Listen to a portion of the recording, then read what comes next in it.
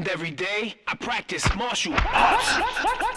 Watch out! All right, everyone. Well, today on the Kung Fu Genius, I have a very special episode for you guys. Rather than me talking to Dre or Mikey or interviewing anyone in the world of Bruce Lee or Kung Fu, today we're going to do something a little bit different. And I brought on a teacher to teach you guys a little bit about how to pronounce Wing Chun terminology and also terminology related to Bruce Lee in Cantonese properly. Some of you guys have asked me to help you with your Cantonese pronunciation, but I speak Cantonese at the level of a 3-year-old. It doesn't really make sense for me to teach you anything just because I could say a few words. It makes much more sense for me to have a actual teacher from China who actually can speak proper Cantonese to teach you this. And before we get started, just want to remind you guys, the best way to support the Kung Fu Genius podcast is on Patreon, patreon.com/the Kung Fu Genius. For as little as $5 a month, you can support your favorite Kung Fu podcast and get access to episodes early, and higher levels of support will give you different goodies, including a private episode with me and my Instagram subscriber reels absolutely included. So, in any case, let's go ahead and get started. So today I have a very special guest. I have Gloria from Dope Chinese. Very nice to meet you. Hello, all audience of the Kung Fu Genius. I'm Gloria from Dope Chinese with Gloria, and I'm a teacher. I offer Cantonese and Mandarin lessons online to the people who are interested in Cantonese or Chinese culture. So if you would like to know Cantonese culture more, you can book a lesson from me. And I'm also from Foshan, aka the capital of Chinese Kung Fu. Nice to meet you here, and I'm so excited to do this podcast with you, Alice. I have lots of students who are interested in Kung Fu, but I don't know, I don't have lots of knowledge about Kung Fu. Yeah, that's totally fine. It's actually very cool that, not only are you a Chinese teacher in both Mandarin and Cantonese, but that you come from Foshan, which is, like you said, kind of the birthplace and one of the most famous places for Chinese Kung Fu, especially in the South. Our patriarch, the late Grandmaster Yip Man, is from Foshan. Of course, everyone knows Wong Fei Hong is also from Foshan. Many Kung Fu styles come from there, so it's really, really cool to have you on. By the way, if people are interested in taking lessons with you online, what's the best way for them to get in contact with you? They could just contact me from Dope Cantonese or Dope Chinese, or I already have my link. Maybe it will be on the description box, right? Sure. So you're on Instagram and you also have a YouTube channel, is that correct? Yeah. Dope Chinese with Gloria. Awesome. Very cool. So, most of my listeners, most of the people who watch the Kung Fu Genius podcast are either Wing Chun practitioners, or they are fans of Bruce Lee, or they are both.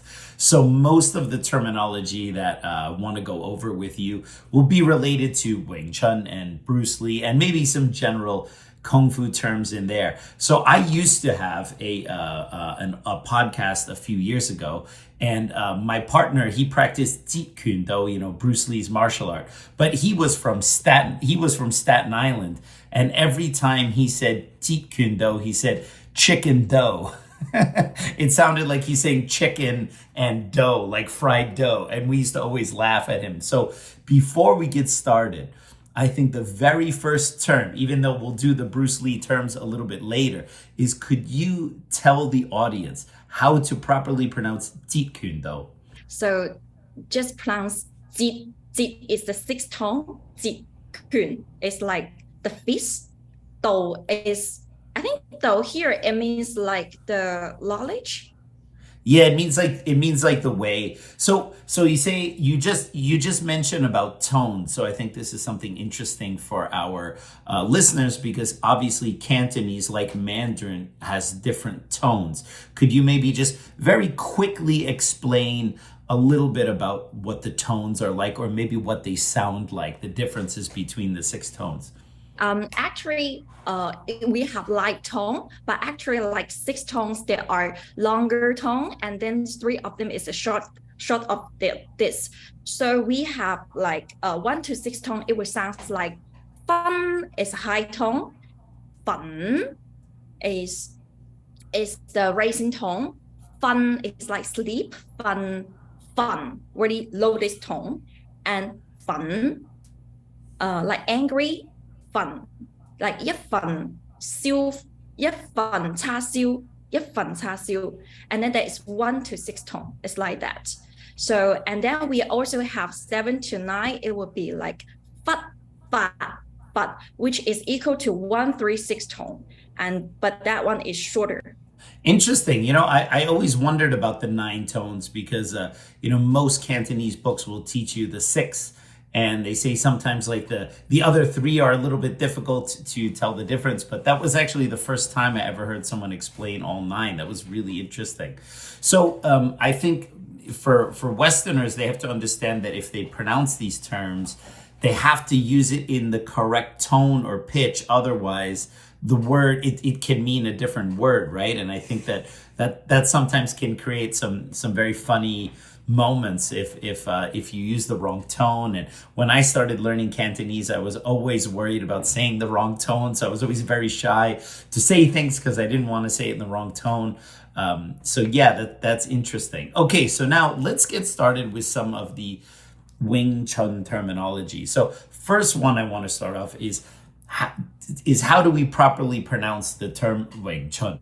Yeah, just pronounce like Wing Chun. Wing Chun. Chun is like the spring. Chun Tin is spring. Yeah, Chun, Wing Chun. Right. So the wing is what, 6? It's also 6 tone, right? And then Chun is first tone, right? Yes, Wing Chun. Yeah, all right. So it goes low and high. I don't know why it calls in this way. Sorry. I mean, I don't know why it calls like that, because Wing Chun, Wing literally means like to prize, to like sing, like write a poetry. Chun is spring. It seems like to write a poetry, to sing about, to prize the spring. So I don't know why it's related to Wing Chun. Is there any meaning? Well, so according to legend, Wing Chun is the name of the founder of the style. So it was a lady's name.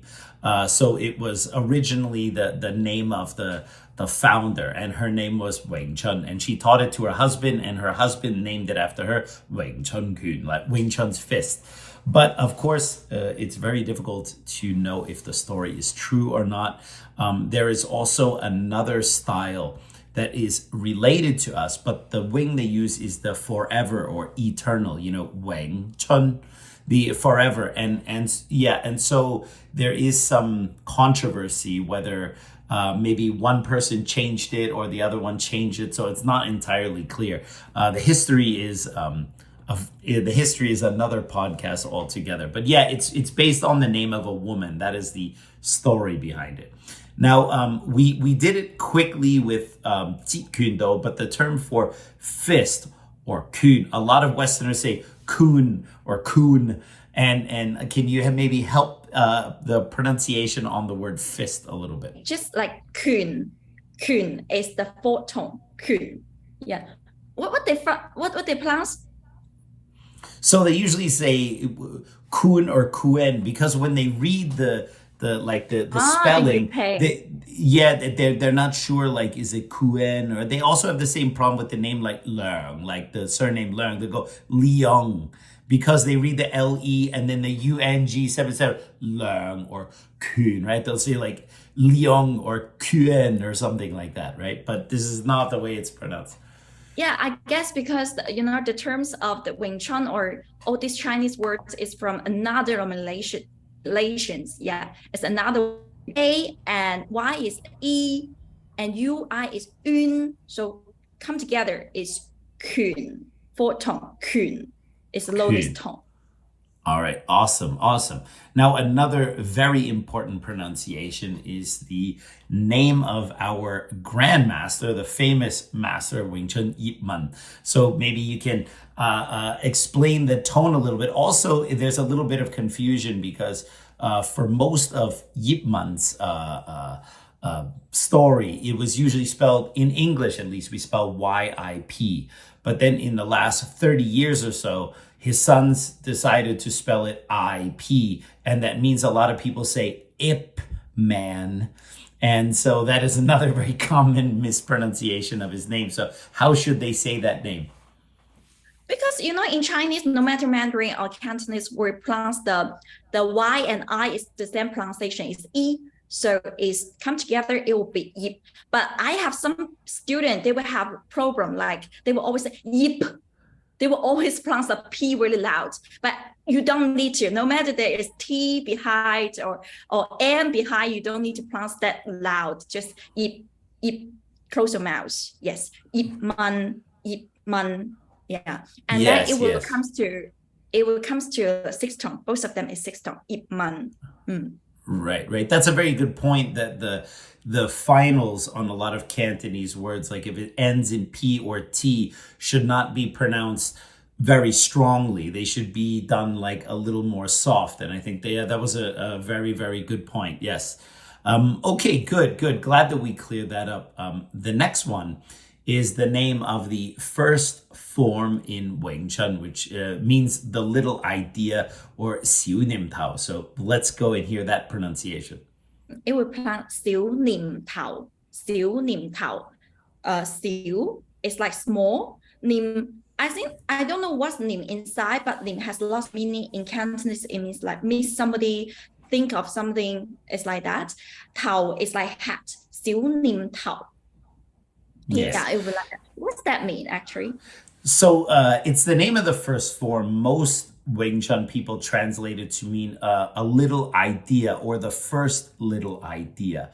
So because it is the first form and it's very basic, we're teaching the student the first idea of this new martial art that they are learning. But there's a question in there, and I get this question a lot. Of course, I know, because I've traveled to Hong Kong many times, so I know there's always a little bit of a problem when they spell these words. For example, Xiu Nim Tao, we spell with an N, but many Cantonese pronunciation, they will just say Lim Tao, like they have a lazy way, instead of saying it with an N, especially those from Hong Kong. Can you maybe explain that a little bit, that sometimes some Cantonese speakers change the N sound at the beginning of the word to an L, because that always confuses Westerners when they try to learn this language. Yes. Really? So in here, it's like lots of young people, or I think most is young people. They would like to have a lazy pronunciation. So sometimes they would change the N and L, because for us, L is more easy to pronounce, like la, and if pronounce N is a little bit difficult. It's na, a little bit difficult, right? So that's why lots of people, they will have a lazy pronunciation.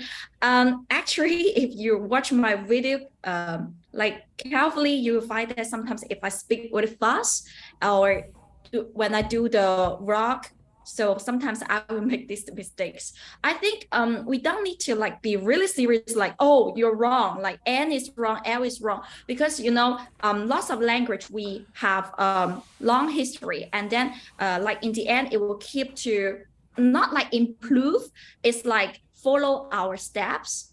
So I think it's okay to pronounce L or N, but just don't pronounce it like in a confusing way. It's okay. Right.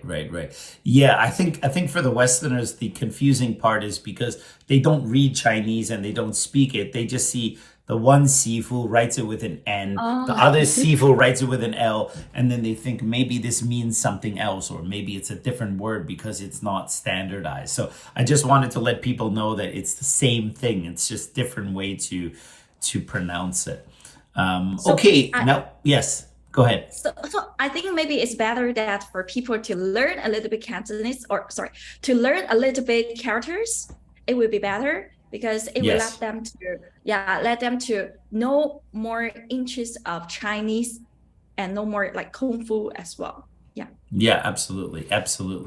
Okay, so now we come to the name of the second form in Wing Chun, Cham Kiu. So how do we say that? Cham Kiu. Cham literally means like look for. Kiu is like bridge. So Cham Kiu, for me, it means like look for bridge. But yes.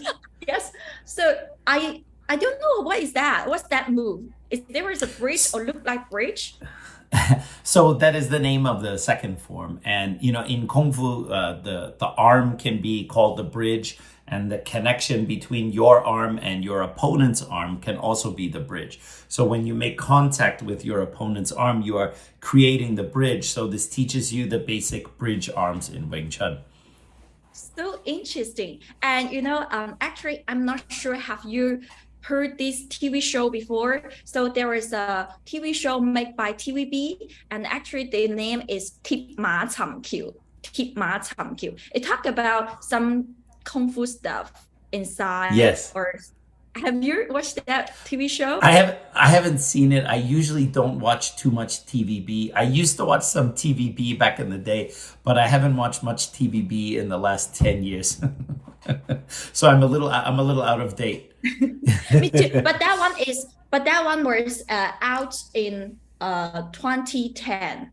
So it's like 10, 15 years ago. Yeah. Sure, so you can watch that one. Yeah, it sounds interesting. It's related to Cham Q. And at that time, I was thinking about, is that they were looking for someone who is called Q? I don't know. Thanks for letting me know this.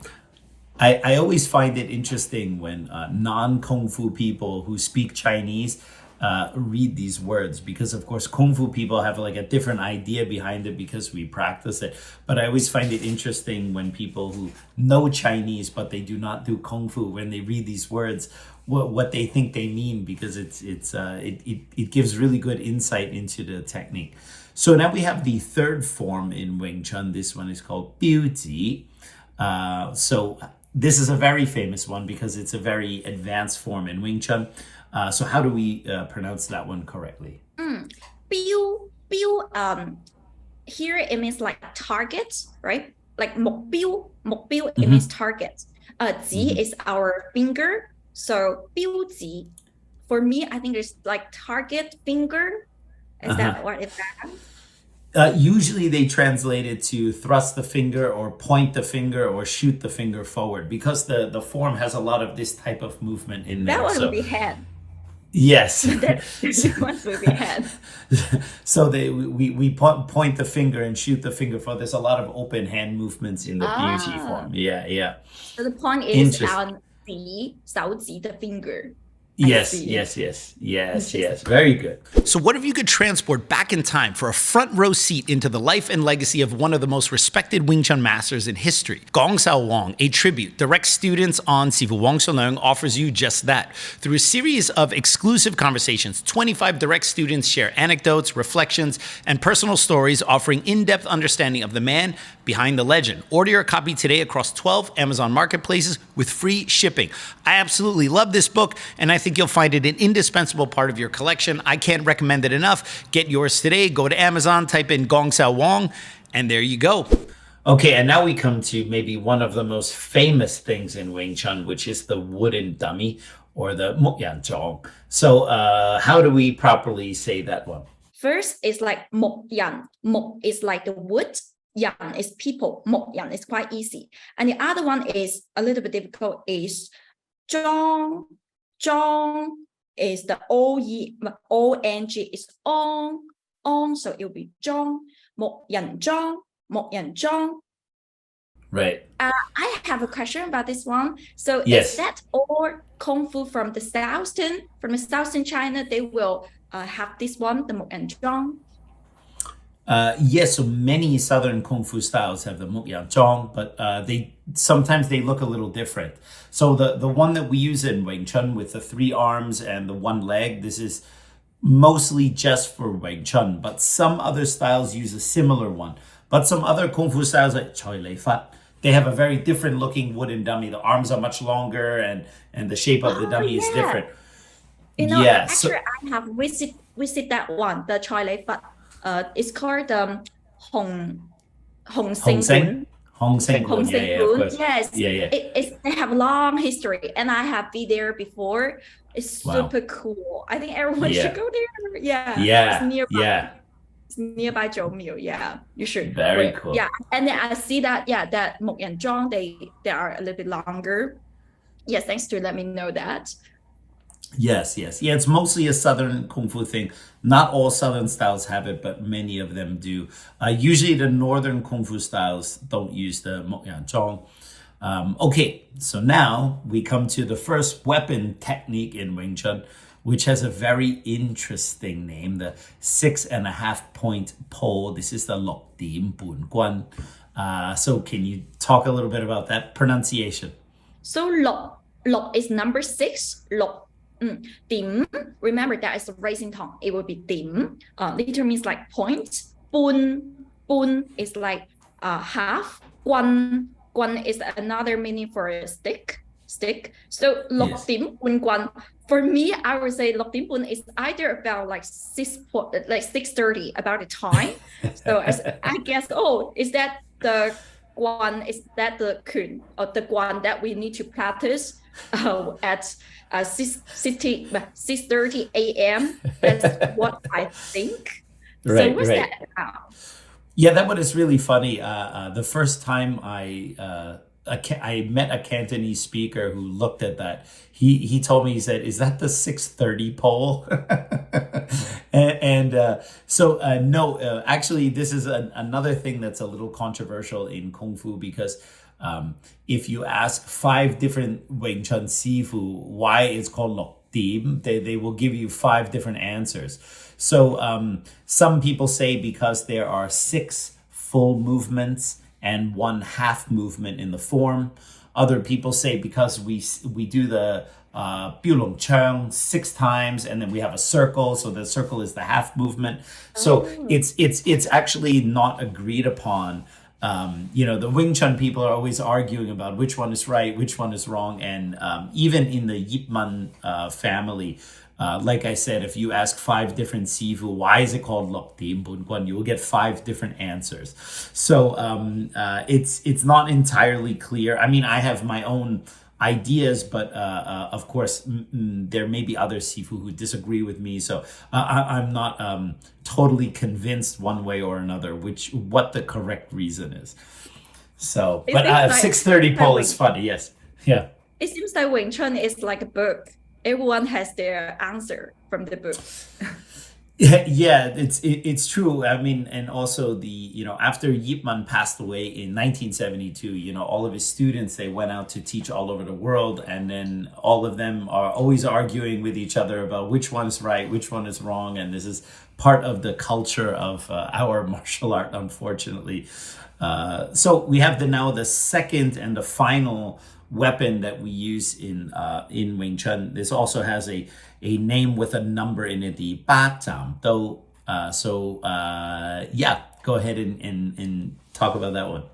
So Ba is like number 8. Zam is like chop, and Do is like the life. Ba Zam Do. So Zam, just remember that one means chop. So we will always say Zam Liu. So if we visit someone's place, we will always also zam some cha siu to someone's place as the, how to say in English? As you're talking about cha siu, like the pork? Zam cha siu. Zam cha siu, to chop the roast pork, yeah. Yeah. So this means chop, zam, it means chop. So yes. I guess is that weapon just have to chop eight times to the enemy?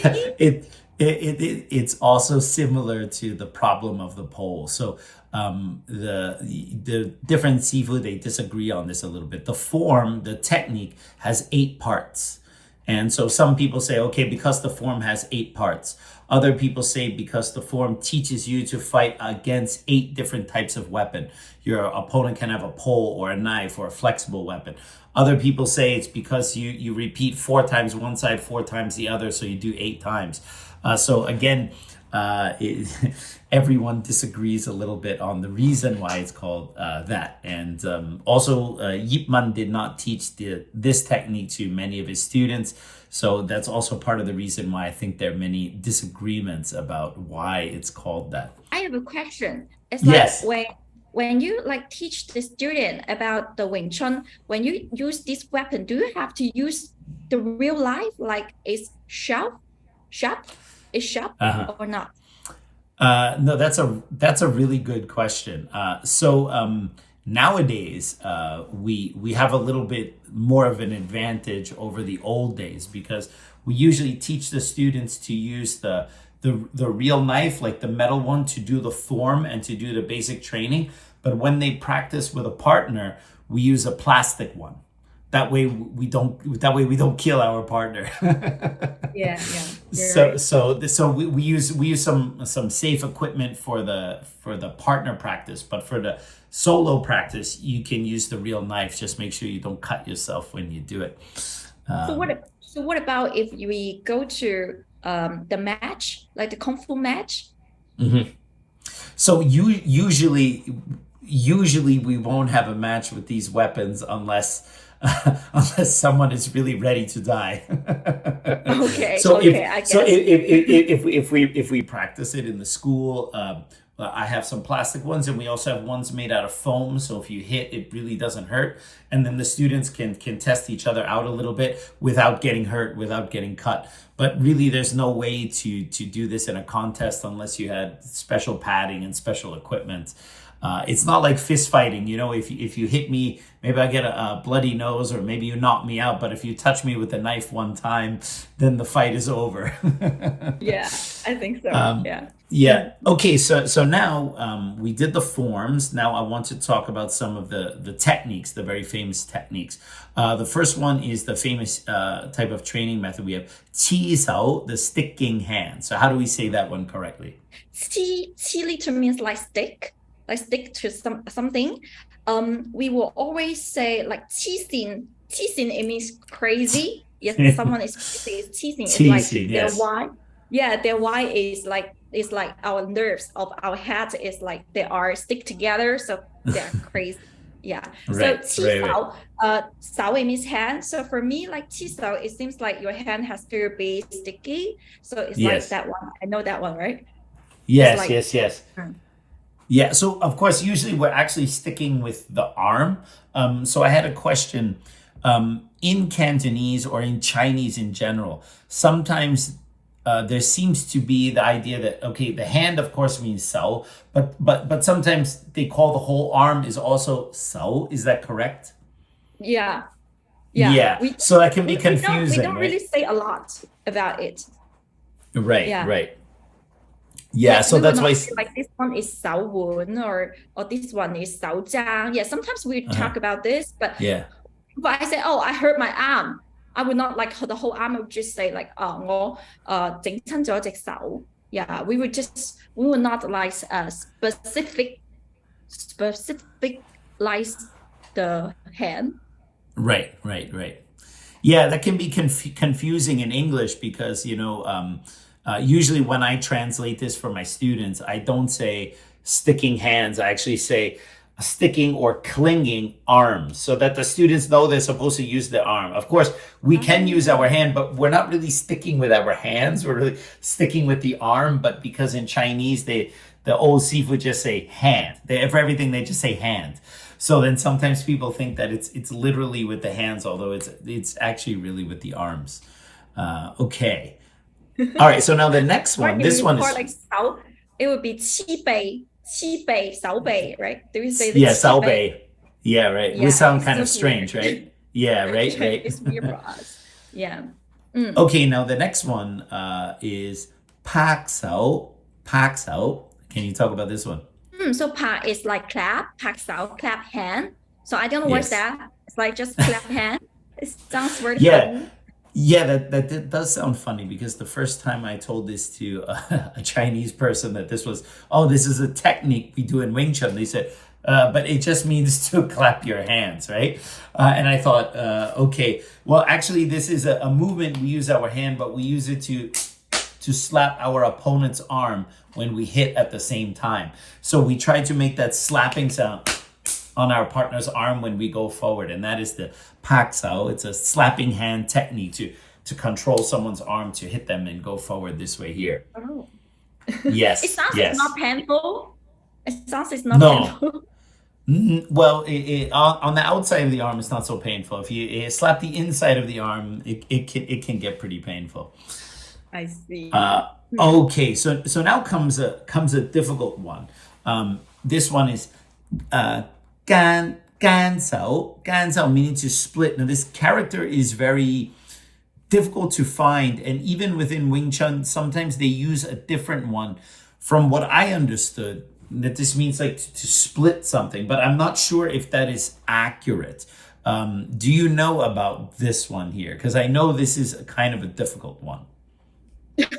Actually, I look online. I was like, wow, they have no words about it. I just look for one dictionary and then I can't find it. But this character, normally we will see is 中間嘅間. It will pronounce the first tone 間, and also the 間 also have two pronunciation. The other one is three tone is 間. For example, 離間, trying to like separate something. Yeah, so I guess here, if you told me the meaning, I guess maybe it will pronounce like the gan, like gan sao, not gan sao. Gan is for a measure word for gan oh, that one. Yeah. Sorry, I just looked for one dictionary and then I can't find it. I said, oh, maybe I want Kung Fu Genius teach me this Cantonese, because for me, I never see this character in my life, and also I never go to learn some Kung Fu, so I don't know what's that. Yes, and the problem is that even in the Wing Chun books, sometimes they use a different character, sometimes they use this one, but the problem is always because I can't find the correct like pinyin for this one in Cantonese, so I don't know what tone it is. I don't know, because like you said, it's like 時間嘅間, right? It's like that gan, like from time, but it's a different character because you have the hands, but I don't know what the tone is supposed to be. So but I know this is a very, very tricky one. It's one of the most common movements. We use it. It chops down this way here to if someone tries to punch you low, you can use this one to protect yourself. So it kind of separates and cuts downward. But the pronunciation on this one, I've always had a very, very difficult time figuring out. But I guess once when you know some Chinese characters, you will find it so easy. I mean, once when you know some basic Chinese character, because you will find that, for example, this character, even though it's very difficult to type, but it has the part which is we have already seen this character easily. So this one, it will have two pronunciation, as I say just now, right? And then we just need to know like what these characters means. What these expressions means, and then just use the normal pronunciation that is okay. Like I guess normally we don't have like a super way too far meaning or way too far pronunciation. So I think maybe here is like gan. Maybe I will look for the dictionary and then maybe I will leave a comments down there to let you know what's the Sure. Sometimes I even think sometimes the Sifu, they make up these characters a little bit too. I'm not entirely convinced that these are like really old. Okay, now we come to the next one, a very common one, Fok Sao. How do we say this one? Fok Sao. This one is just FUK. Oh, UK pronounce like sixth tone is so Fok Sao. This fok literally means like bend over. It's like the hand is like that. So, yeah, very good. This is one of the base. Yeah, see, there you go. This is one of the basic Qi Sao techniques. Okay, now the next one, Tan Sao. What about this one here? Tan Sao first, like tan, this is the way we tan. So it's like tan is like spread out or unfold something. So Tan Sao is like this. So it's like that when we do the Yes. Oh, yeah, perfect. Just like that. Yeah. Excellent.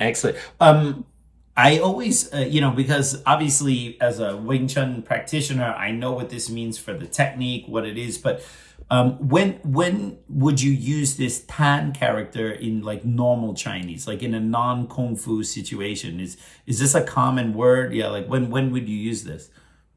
Well, we always use it, for example, like if you go to camping with your friend, right? And then you bring your carpet, right? And then you have to unfold it, spread out. So 攤開張, 攤根, or we use it on, I always use it during the class. Like I let my students to open their book. 攤開本書. Yeah, we use the 攤. Interesting. Very cool. Very cool. Okay, so now the last one on the Wing Chun technique list is another famous one, Bong Sao. Can you talk about this one? So this one is like bong sao. So this bong, we normally use it for like kim bong, but that one is the written form for shoulder or upper arm. So actually we use like just bok tao to mean shoulder. This one it will pronounce bong sao. Sometimes I will pronounce this one wrong as well because we really don't use this character a lot. Yes, so it yes, will yes. like the racing tone bong sao. It's a second tone, right? Bong, second tone going up, right? Okay. Second tone. Yes. Yes. Yeah, that's very good that you mentioned about it being the upper part of the arm because many Wing Chun people translate it to mean like wing, like the wing of a bird. And I don't really know where this comes from because whenever I look up this character, it always says it's basically the upper part of the arm. So it's like a hand technique where you use the upper part of the arm here. So that always made more sense, but most Wing Chun people say it's wing arm, but I never really thought that made a lot of sense because my Chinese word books don't really say that, right? Okay, great. All right, so those were some Wing Chun terms. Now I want to move over to something a little more in the entertainment world, talk a little bit about Bruce Lee. Who's obviously, a very huge thing here in the US, as he is all over the world. So what I wanted to do was, we already did his martial art right first. We already did Jeet Kune Do. So I want to go over his name and I want to go over for our audience some of the names of his movies because most Americans or most Westerners know the English titles of his names, but I want of the names of the movies. So I want them to know the Chinese titles of the movies that he did. But first of all, I wanted to discuss what people don't know is that Bruce Lee basically had two names. He had his actual Chinese name and he had his stage name. Well, when he was younger, he actually had a few more names than that, but that's a different story. Let's talk about his stage name, the name that he's mostly known for in China's Lei Xiulong. So how would we say that? Lei Xiulong. Yeah. So Lei is a family name. Xiu is like little. Long. Everyone like this name is like dragon. Lei Xiulong. Yes. So this was his stage name for the movies. This is basically Little Dragon, but this was not the name that he was given when he was born. His actual given name was Lei Zhanfan, right? So can we talk about that one? It's called Lei Zhanfan. Fan. Fan. Yeah, fan is the fourth tone, the Fourth lowest tone. Got it. Lei Zhanfan. Got it. You wish me to explain his name because for these three names, I think his first name don't have any like meaning for me. Maybe their parents know what's that mean. For me, I think I don't know what's the exact meaning. So maybe they wish they will be inspiring person. That's what I think. Yeah, so I've read different things. Of course, it's difficult to say because he was born in 1940, so who knows? But he was born in San Francisco, so I heard that the Fan at the end of his name had something to do with him being in San Francisco. Yes. Oh, I never think about this. Yeah, actually, right. Here we have lots of Bruce Lee's museum here in Guangzhou, and also in his hometown is Shunta. I'm from Shunta as well. Yeah, okay. And then they have like a Bruce Lee's hometown is there, but I guess he didn't live there, right? His parents live there. But we have lots of this museum. If you come to China, make sure you visit all of them. I think it looks fun because the building, they still keep the style of that age. Yeah. Yes. Yeah, I was in Fasan in 2014, and at that time they had like 2 Yip Man Tongs and like 1 or 2 Wong Fei Hung museums. It was really quite cool to be able to see all those things.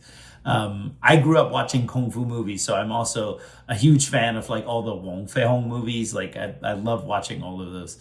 Okay, so now let's talk about the names of his movies. So his very first movie in English was called The Big Boss, but that is not at all the title in Chinese, which is Tong San Tai Heng.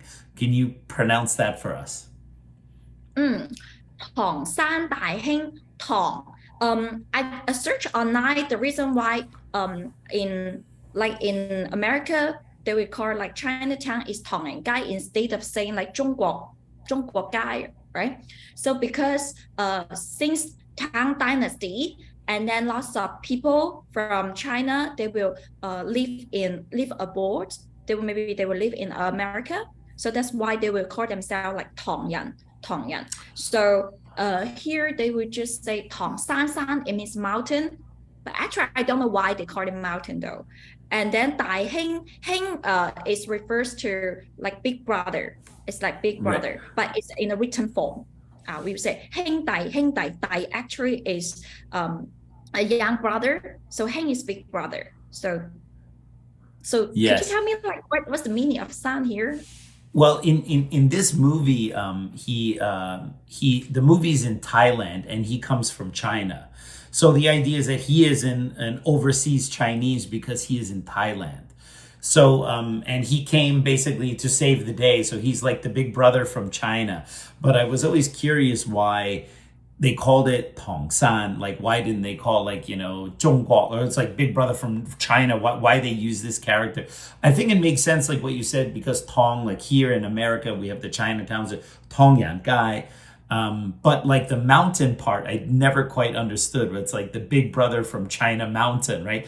And it is weird. And it's interesting because the Chinese title references the hero, but the English title, The Big Boss, references the villain, the bad guy.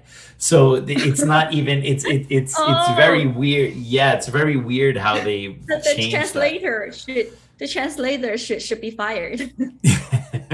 Translator is probably very old or dead at this point, but you're right. Yes. Okay. Now his second movie is Jing Mo Moon. How do we pronounce that one correctly? This one will pronounce like Jing Mo Moon. This Jing is they have lots of meaning, so it means like be good at something, and also means energy. And Mo is like martial arts. Moon is like door. So I forgot. Is it Jing Mo Moon? It's talk about the story based in Japan.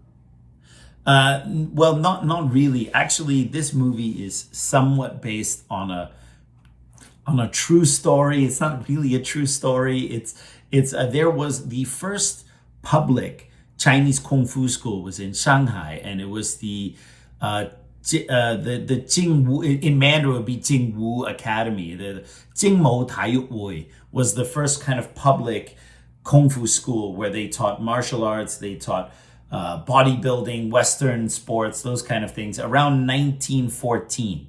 And so it was a real school in Shanghai.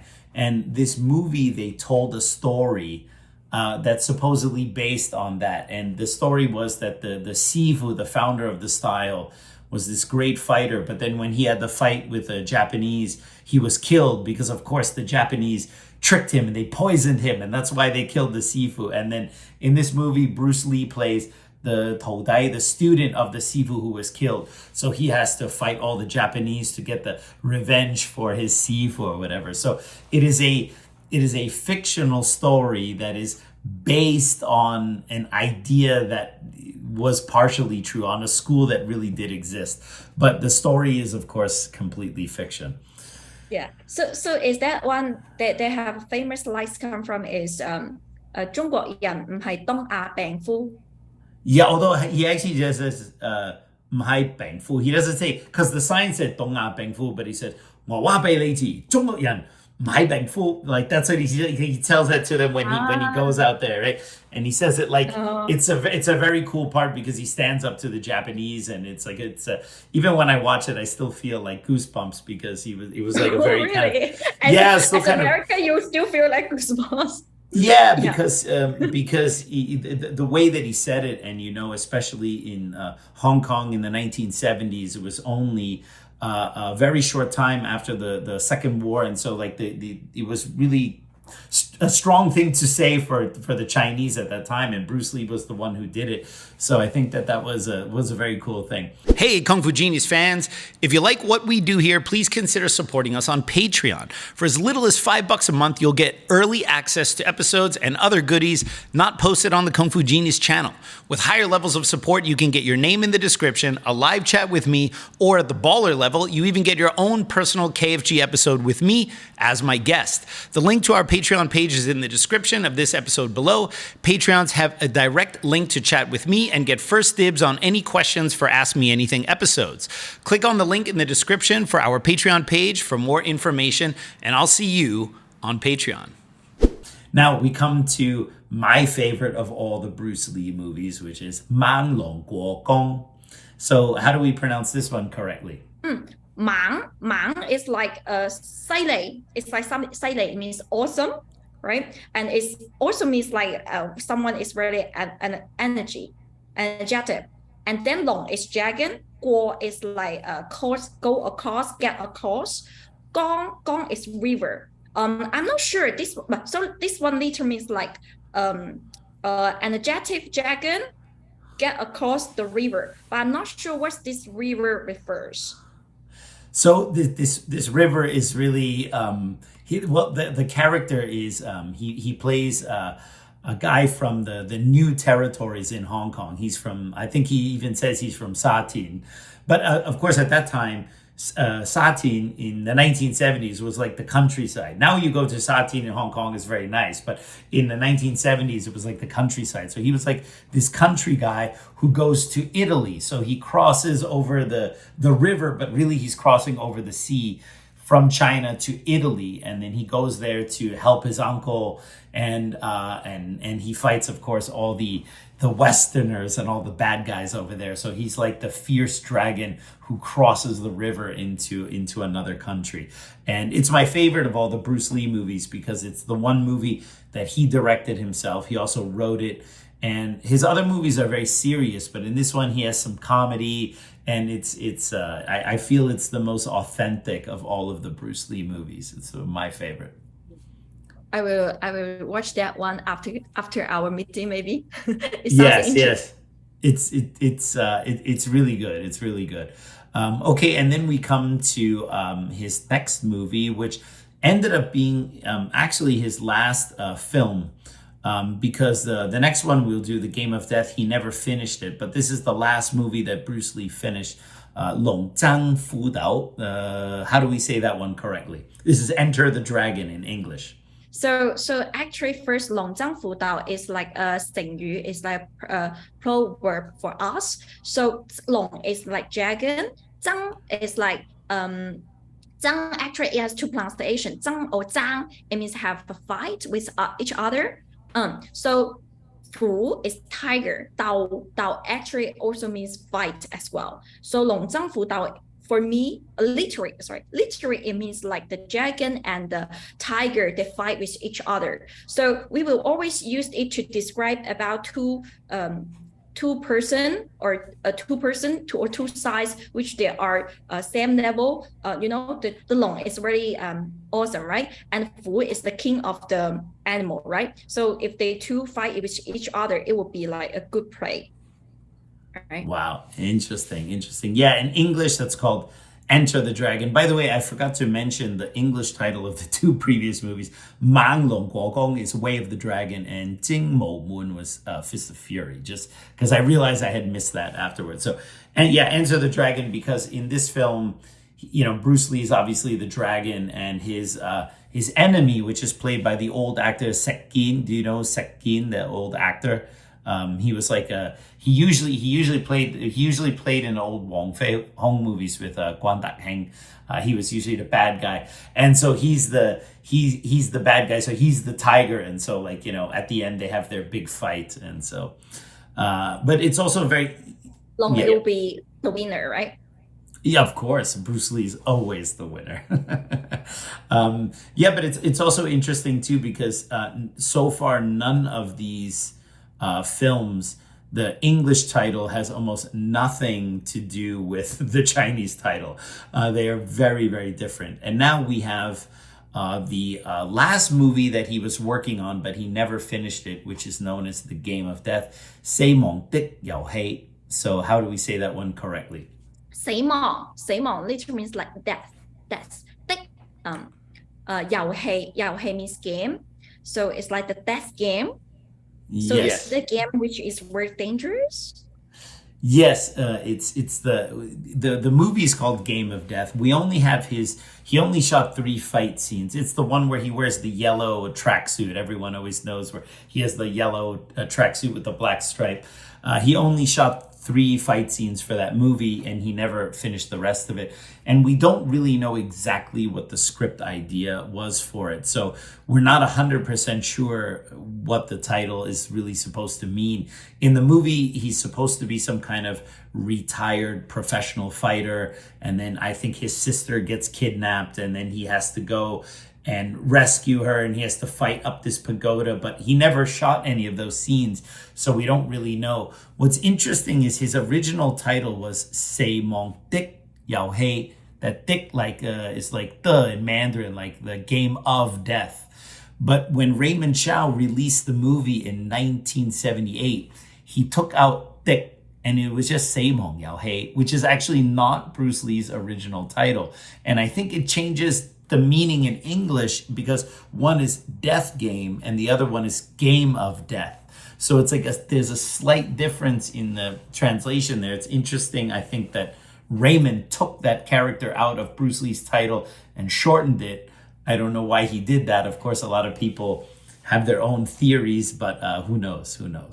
So just now you mentioned that you like the English translation of the movie name is totally different from the Chinese name. So as you know both language, which part do you like best?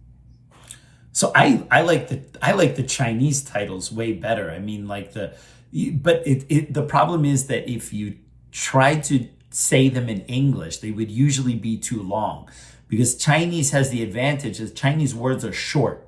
So you can have like a really cool title with many words and short, but if you like for example, Manglong Guogong in English we say Way of the Dragon, which has nothing to do with the Chinese title, but it's a very cool name.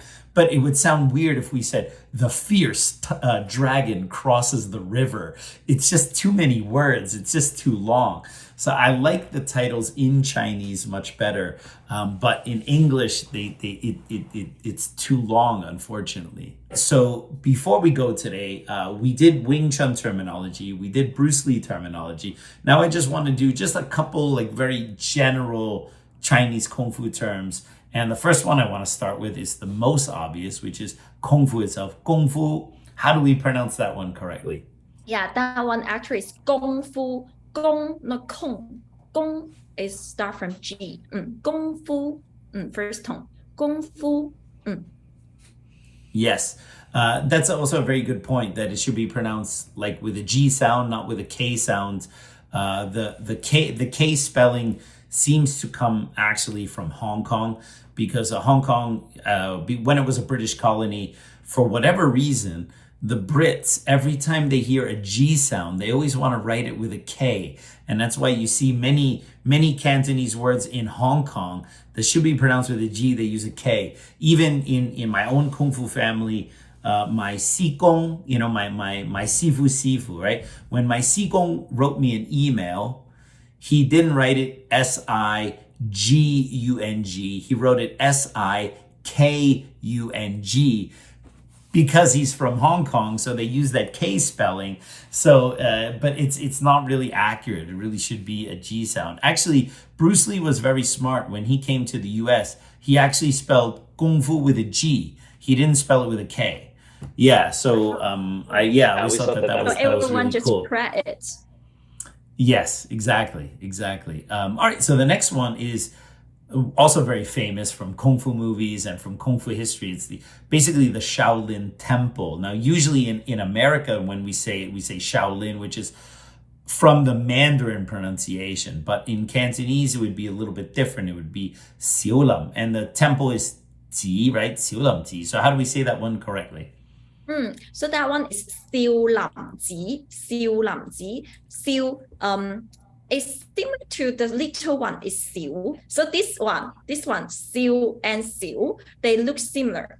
And Xiu, it means small, and Xiu, they have two pronunciations. One is Xiu and one is Xiu. Do Xiu. When we talk about the quantity, we will use Xiu less. So here we will say like Xiu. Xiu also means like a small one. We will always have like Xiu Lai. Let's talk about what's that? It's like how to say in English, do you know? She was like young. Are you talking about lie like milk? Yeah, Is that what yeah. you're talking about? Yeah. Uh-huh. Yeah, the young master. Yes, Xiu. So this Xiu Lai. Okay, yeah. Okay, yeah, yes. Yeah. So the difference. So when you say it for the temple, which Xiu pronunciation do you use for the young? Is it a second tone? Is it a third tone? Which is the correct pronunciation for the temple on the Xiu? Which one? Do you know which one it is? That is Xiu Lam Ji, third tone. Third. Okay, third. Okay, great. Good to know. All right, so I had a few more written, but we are almost out of time. So I want to do one more. This is actually a phrase which is very common in Hong Kong because of in the old days, especially in the 1950s, 60s, people have to learn Kung Fu very late in the day because, in Hong Kong, they work all day. They work very, very late. So the only time they have to learn Kung Fu is like super late at night. And after they have their Kung Fu training, they want to get something to eat. But in the middle of the night, the only places that were open in Hong Kong were the places that sold congee. So there was this saying, which means like I've eaten congee at midnight, but that means that I have practiced Kung Fu, at least in Hong Kong. Now, how do we say that line correctly? And have you heard of that line before? Yeah, of course. This one is quite famous and quite common. So this one is 我食過夜粥. 我食過夜粥, but normally we would say 我食過下夜粥㗎. 我食過下夜粥㗎. So ha here means like a little bit. For a little bit. So I have practiced Kung Fu for a little bit. So I will kill you, but I will kick your ass. Let's do that. Don't bully me. So they will have this meaning. Yes. I love this line because this is so like you have to understand Chinese culture for the line to even make sense. Because if you tried to tell someone, I'm going to kick your ass in English, and you said, hey man, I've eaten congee at midnight, the other guy would look at you like, first of all, what is congee?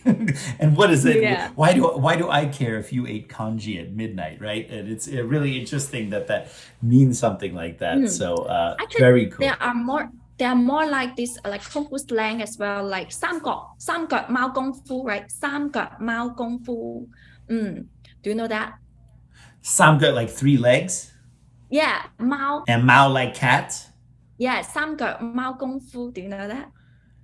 Three-leg cat kung fu. What does that mean? I've never heard that one before. Oh, okay. So when we, for example, if I have learned Kung Fu for a few years, and then Alice say, oh, your Kung Fu is quite good, Gloria. And then, no, my Kung Fu is not that good. 我呢啲係三腳貓功夫嚟咋. It's just like a three-legged not cat? good Kung Fu. Yeah, we're not talking about it's like because you know that like the cat, of course they have 4 legs, but if like they have 3 legs, it just means like this cat is not good at walking, right? So it's the same like that Kung Fu. If inside the Kung Fu, right? If there is 三腳貓功夫, it means like I'm not that good at Kung Fu. I'm just like 半桶水, like Mama de la. Yeah, it's like that. All right, excellent. Wow, very cool. Wow, you taught me that one. That was really good. I like that one a lot. Cool. Well, thank you so much, Gloria. This was a lot of fun. I really appreciate you taking the time to help the Kung Fu Genius podcast listeners improve their Cantonese pronunciation. Thanks for inviting me to be here. I learned a lot about Kung Fu as well. You know what? I also want to learn about Kung Fu, and there was a lot of Mo Gun here, but I will always be shy because here it's like almost the kids we go to learn it. Sure. Yeah, so it would be so strange, but I really like Kung Fu a lot because when I do research about teaching Kung Fu Cantonese, and then I search like 败家仔, that movie. Have you seen that movie? That's my favorite movie in the world. I've watched that movie Yay. more times than I've seen More any than other Ip Man, movie. right? Many than more Ip times than Ip Man. Many more. It's just my favorite movie. I love that movie. Yeah, for me, I never see Ip Man, but I know actually because I'm a girl, I'm not really interested into like action movie. So I just watched that one. I was like, oh my God, it's so great. It introduced lots of things like talking about before. I never know like Wing Chun because for me, I thought it's a guy martial arts, but they would say, oh, the reason why we learn Wing Chun, the reason why they found in Wing Chun because that is the kung fu to protect the woman. So that's why for you have to put your hands here because to protect the woman's rights. Yes, so yes. I know a lot and then learn like the Ba Xin Tai. Do you know that one? Yeah. No. What is that? What is that? It's actually a table. It's a table, Yes. square table. Oh, to people fight have on to the stand table. there. Yeah, they have to fight the table. And then they explain why they have to practice on the table. And then they just teach us lots of concept about it. So I think if you want to learn about Kung Fu, that one, and it would be a good introduction movie to watch. Yes. By Gaza. Yes, that one is awesome. Great. And by the way, before I forget, we're talking about the movie The Prodigal Son, for those of you who don't know the Chinese title. One of the best and classic Kung Fu films with Sammo Hung and, of course, with Yuen Biao, and my favorite, Lam Ting-ying. I'm a huge Lam Ting-ying fan. He's one of my favorites. And he is so good in that role, you know, where he plays the feminine Sifu, and he's so good. He's really, really good. Yeah, I love that film. Cool. Well, thank you so much for coming. This was a lot of fun, and hopefully we can do this again sometime soon. Yeah, sure. I would like to come here to learn more Kung Fu from the Kung Fu Genius. All right, everyone. Well, I hope you enjoyed that episode of the Kung Fu Genius. As always, don't forget to subscribe to the Kung Fu Genius. Hit that bell for notifications. And if you have any ideas that you want me to do on a future episode, go ahead and put those in the comments below. And as always, I'll see you guys next time. Word is I'm a kung fu genius. Technique speaks for me, not lineage. Forget Jet Li, cause I'm the one. Many call me seafood, but to you I'm Seagung. And I produce masters. You surpassed us. Your kung fu stiffer than corpse and caskets. City Wing Chun is the house I built. Violate the gate and your blood gets spilt. Alex Richter, always the victor.